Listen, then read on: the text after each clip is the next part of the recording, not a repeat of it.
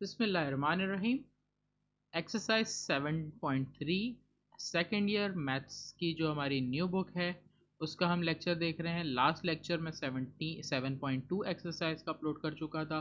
जिन्होंने वो वीडियो नहीं देखी, उस एक्सरसाइज को अच्छे समझने के लिए उस एक्सरसाइज की पूरी वीडियो कंप्लीट देख लें तो बहुत अच्छे से समझ आ जाएगी। इंशाल्लाह 7.3 एक्सरसाइज बहुत अच्छे से समझ आएगी, बहुत ईजी वे में और बहुत आसान तरीके से समझाऊंगा। और इंशाल्लाह इस एक्सरसाइज से उम्मीद है कि एग्जाम में कोई सवाल आ जाए। बहुत इंपॉर्टेंट एक्सरसाइज में से एक एक्सरसाइज है।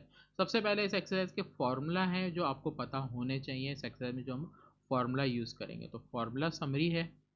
फॉर्मूला समरी हमारे पास जो है वो इक्वेशन से रिलेटेड है। इस पूरी एक्सरसाइज में जो मेन टॉपिक है वो है इक्वेशन ऑफ स्ट्रेट लाइन।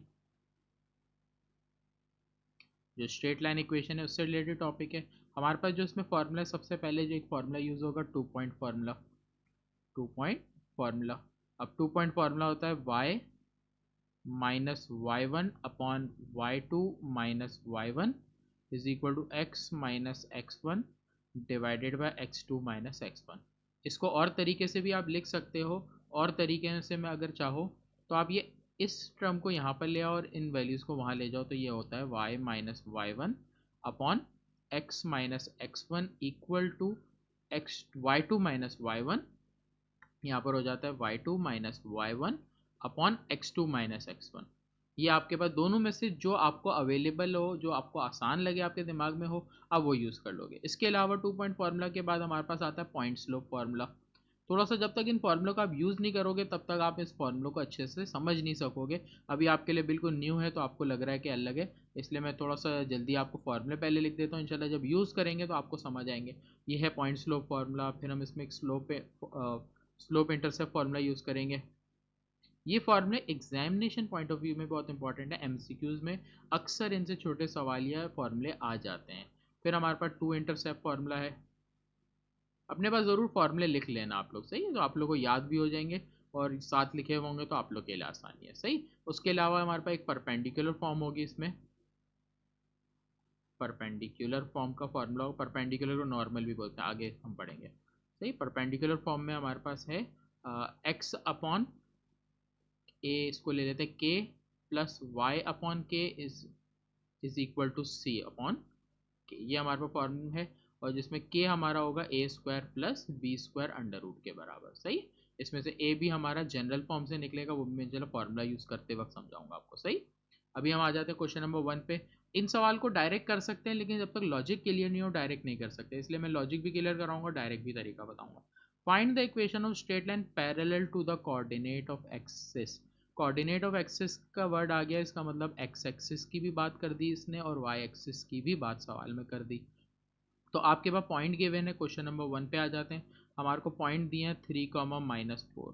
अब अगर बात कर रहा है पैरेलल टू एक्सिस, तो अगर पैरेलल टू एक्स एक्सिस होगा तो इसका मतलब होगा, आपने याद रखना है कि m की वैल्यू 0 होगी। इसी तरह अगर पैरेलल टू y एक्सिस का वर्ड आ जाता है तो y एक्सिस का स्लोप इन्फिनिटी होता है और इन्फिनिटी को 1/0 से मेंशन करते हैं, सही है। तो दो आपके पास स्लोप आ गए, एक आपके पास पॉइंट है। अब हमारे पास फॉर्मूला है स्लोप पॉइंट फॉर्मूला यूज करेंगे कि हमें एक पॉइंट के साथ एक स्लोप गिवन है, इसलिए आप फॉर्मूला यूज करोगे y minus Y one equal to M bracket x minus X one का। इस फॉर्मूले को हमने यूज़ करना है। वैल्यूज़ देखो आपके पास क्या है, बारी बारी पहले इस स्लोप को यूज़ करना है फिर इसको। हमारे पास क्या है, y माइनस, ये x1 होगा और ये y1 है। y1 की वैल्यू -4, m की वैल्यू 0, x माइनस x1 की वैल्यू 3। तो ये हो गया y प्लस 4। 0 से कोई भी टर्म मल्टीप्लाई हो 0, तो आपके पास ये आंसर आ गया y इज इक्वल टू -4। तो आप यहाँ पर डायरेक्ट भी कर सकते थे। अगर आपको पता हो ये केस है कि पैरेलल टू x, तो आप डायरेक्ट कर सकते हो y is equal to y1। तो अगर पैरेलल टू y एक्सिस तो डायरेक्ट इक्वेशन याद रख लेना, एमसीक्यूज में अगर आए तो डायरेक्ट कर सकते हो। इसी तरह जब x एक्सिस की बात करते हैं तो उसमें होता है x is equal to x1। तो अगर आप डायरेक्ट इक्वेशन निकालोगे तो आपके पास आएगी x इज इक्वल टू 3।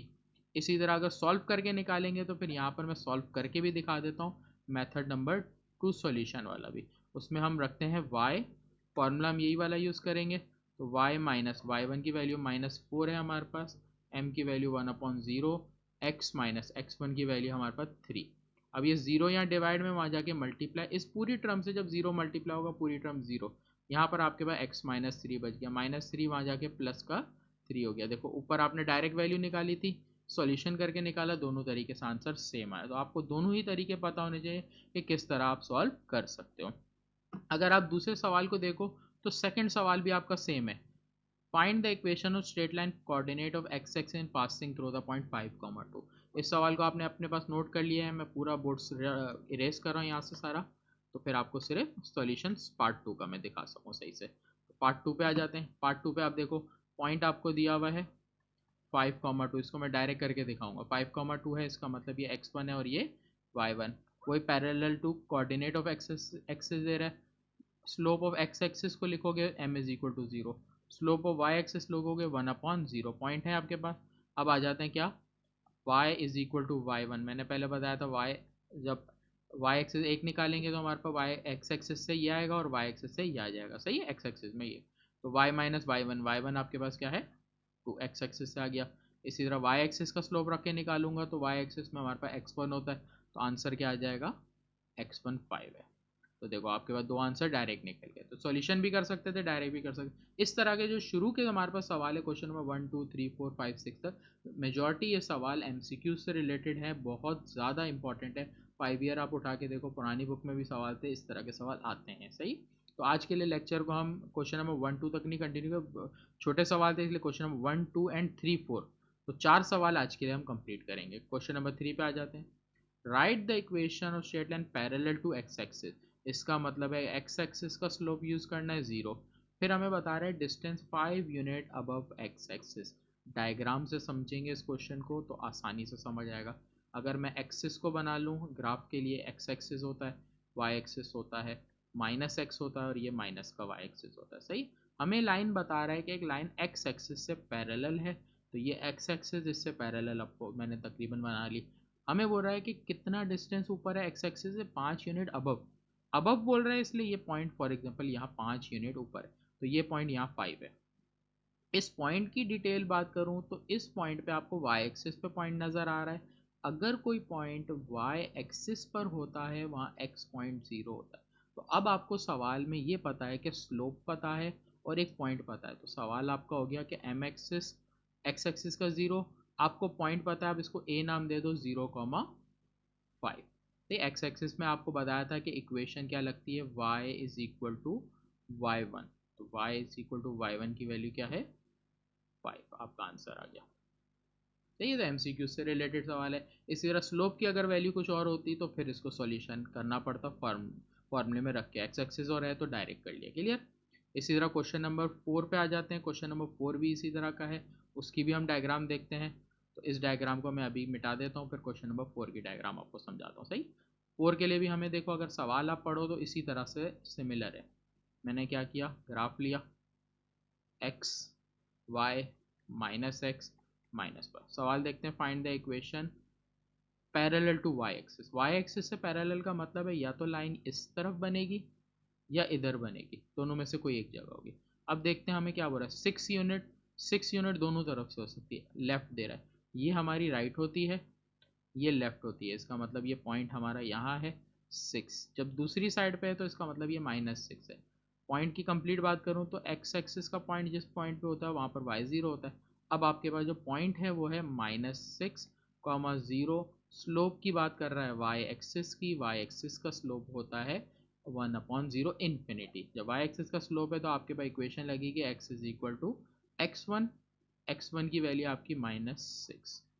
तो आपके पास आंसर क्या है इस बार, -6। बुक में इसका आंसर गलत दिया हुआ है, -5 दिया हुआ है, इसलिए आप बुक के आंसर को नेग्लेक्ट कर लो, आंसर -6 आएगा। अगर यहाँ 5 यूनिट होता तो ही बुक का आंसर आता, क्लियर है। तो यहाँ तक हम अपने लेक्चर को आज एंड करते हैं। इंशाल्लाह मिलते हैं नेक्स्ट वीडियो में। पेज को लाइक, मास्टर कोचिंग सेंटर के चैनल को लाइक कर लीजिए, सब्सक्राइब कर दीजिए। वीडियो अच्छी लगे तो लाजमी खुद भी लाइक करें, दूसरों को भी इसको लाइक करने और शेयर करने का बताएं, खुद शेयर कर लें, दूसरों तक एक मैसेज पहुंच जाए, एक लेक्चर पहुंच जाए, जो आपने समझा वो दूसरे भी समझ सकें, दूसरे स्टूडेंट्स भी इससे फ़ायदा उठा सकें। मास्टर कोचिंग सेंटर से मुझे आप अल्लाह हाफिज़ आ जाए, मुझे मास्टर कोचिंग सेंटर से आप अलविदा कहें। मास्टर कोचिंग सेंटर से मैं आपका टीचर मोहम्मद सलमान आपसे आज अल्लाह हाफ़िज़ लेता हूँ। इंशाल्लाह नेक्स्ट वीडियो में मिलते हैं नेक्स्ट लेक्चर के साथ। इंशाल्लाह उसमें एक्सरसाइज 7.3 को ही कंटिन्यू करेंगे। मास्टर कोचिंग सेंटर के चैनल को लाइक, सब्सक्राइब और शेयर ज़रूर कर लीजिएगा। अल्लाह हाफ़िज़।